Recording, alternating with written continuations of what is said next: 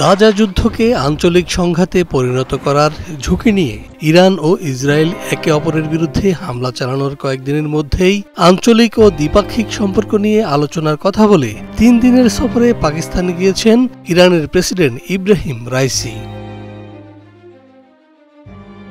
পাকিস্তানের প্রধানমন্ত্রী শেহবাজ শরীফ সহ শীর্ষ পাকিস্তানি নেতাদের সাথে আলোচনা করার কথা রয়েছে রাইসির।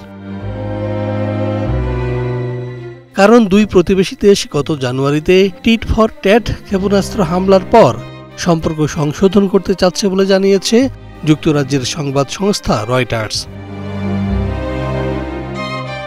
পাকিস্তানের স্থানীয় মিডিয়া জানিয়েছে যে রাইসি পাকিস্তানের সামরিক প্রধান জেনারেল আসিম মুনিরের সাথেও দেখা করবেন,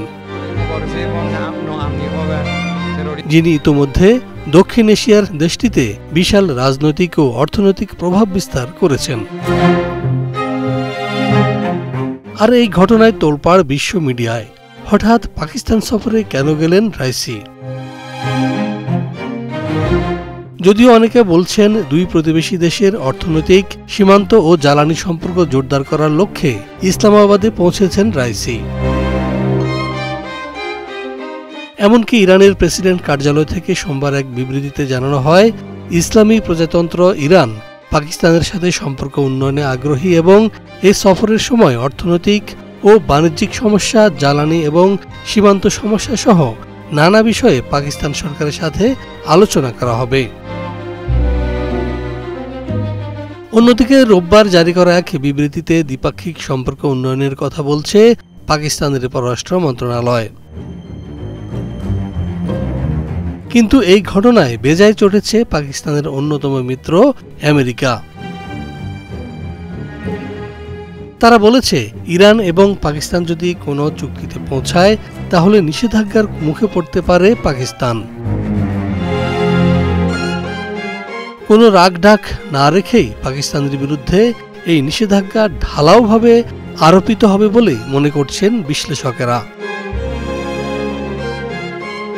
এদিকে প্রবীণ পাকিস্তানি কূটনৈতিক মালিহা লোধি বলেন, সীমান্তে উত্তেজনা থাকা সত্ত্বেও ইরানের সাথে পুনরায় সম্পর্ক দৃঢ় করার সমর্থন করছে পাকিস্তানের পররাষ্ট্র বিশ্লেষকেরা। ইতিমধ্যে ভারত ও আফগানিস্তানের সাথে সীমান্ত সমস্যা সৃষ্টি করেছে পাকিস্তান। তাই ইরানের সাথে একটি স্বাভাবিক স্থিতিশীল সম্পর্ক রাখা পাকিস্তানের জন্য অত্যন্ত গুরুত্বপূর্ণ। 14 এপ্রিল 2024 ইসরায়েলের ওপর ইরানের হামলার একদিন পর পাকিস্তানের পররাষ্ট্র মন্ত্রণালয় একটি বিবৃতি জারি করে, যাতে দুই দেশকে উত্তেজনা কমানোর আহ্বান জানানো হয়। বিবৃতিতে ঘটনাগুলোকে কূটনৈতিক বিপর্যয়ের পরিণতি হিসেবে বিবেচনা করা হয়েছে। মন্ত্রণালয়ের বিবৃতিতে বলা হয়েছে, এই সংঘাত গুরুতর যখন জাতিসংঘ নিরাপত্তা পরিষদ আন্তর্জাতিক শান্তি ও নিরাপত্তা বজায় রাখার দায়িত্ব পালন করতে অক্ষম। এছাড়াও বিবৃতিতে জানানো হয়, পাকিস্তান এই অঞ্চলে শত্রুতা বন্ধ করতে এবং গাজায় যুদ্ধবিরতির জন্য আন্তর্জাতিক মতের উপর জোর দিয়েছে। অনেকে মনে করছেন, আমেরিকার শত্রু ইরানকে নিজ দেশে আমন্ত্রণ ও উষ্ণ আতিথেয়তার মাধ্যমে আমেরিকার বলয় থেকে মুক্ত হয়ে চীন, ইরান, পাকিস্তান বলয় সৃষ্টির উদ্যোগ নিয়েছে পাকিস্তান।